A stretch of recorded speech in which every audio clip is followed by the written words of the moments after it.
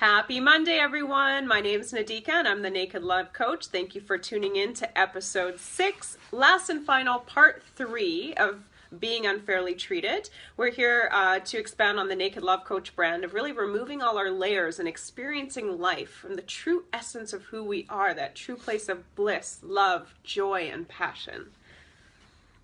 Love for life. I am Bruce. And we are going to start off today with an Eckhart Tolle quote.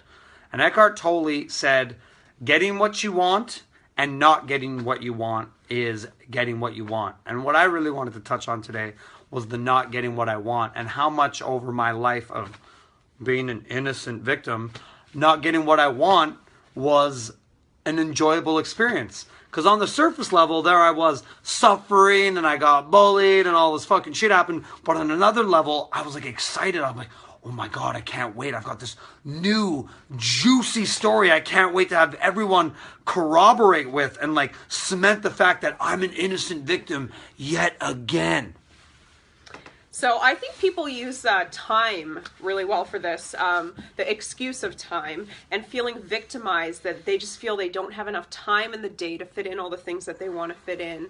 And they're really passionate in sharing their stories with their friends and loved ones about, oh, I just really wanted to do this and I didn't have the time to do it. The cool thing is to observe is that all of us actually have 24 hours in a day, every single one of us. That's something we all have in common, and it's up to us to choose and decide what we do in that time frame. Some of us choose to sleep for longer hours in the day, some of us choose to work for longer hours in the day, some of us will take the time, and it's a choice to give love to ourselves by doing yoga or meditation or just sitting there out in nature and just really being one with oneself.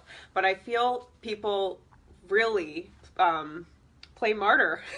Are you about to wrap up? Because I don't have a lot of time. So last week's episode, we talked about I always thought something outside me had to change for me to be happy. This was part of the bigger idea of unfair treatment. Was I always thought something outside me had to change. And I'm going to get real with you guys for a sec. I had, in my personal opinion, for a lot of years, such a toxic relationship with my mom. And it was so around and around, and she was sick, and I didn't know how to help her, and I loved her, and I just wanted to get better, that there were times in my life my heart was so dark that I wished my mom would die. I just wished she was out of my life forever. And then on that fateful day in August 2010, I got my wish. She passed away. I was like, oh God, I didn't want this at all. Because I felt tremendous guilt and I felt tremendously awful that I could ever wish death on another person.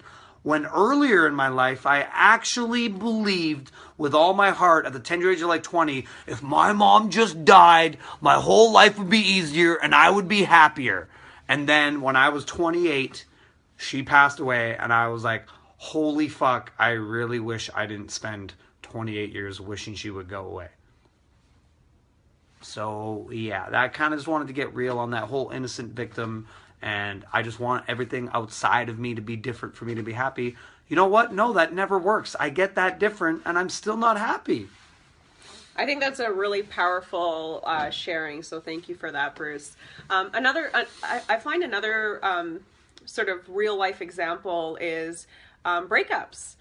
And when you're in when I'm in a relationship that I'm perceiving to be, great, and then the other person decides to not be in the relationship any longer, it's really easy to sit there and feel like you're being unfairly treated and feel victimized by the situation. Why did this person do this to me?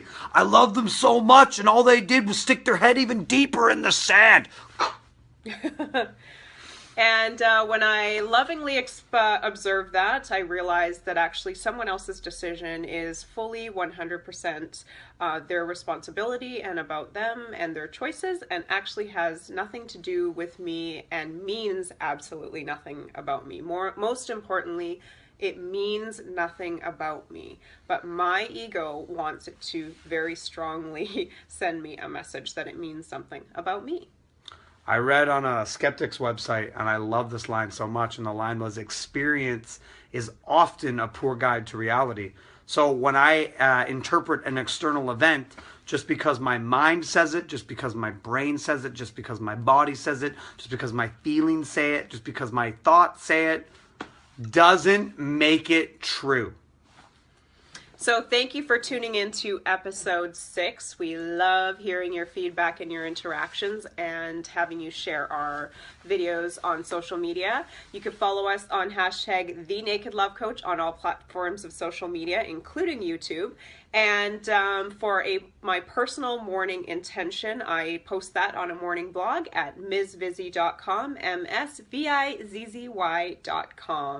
And thank you so much, and tune in next week for episode 7. We got a new topic coming, y'all. Woo! Spread the love.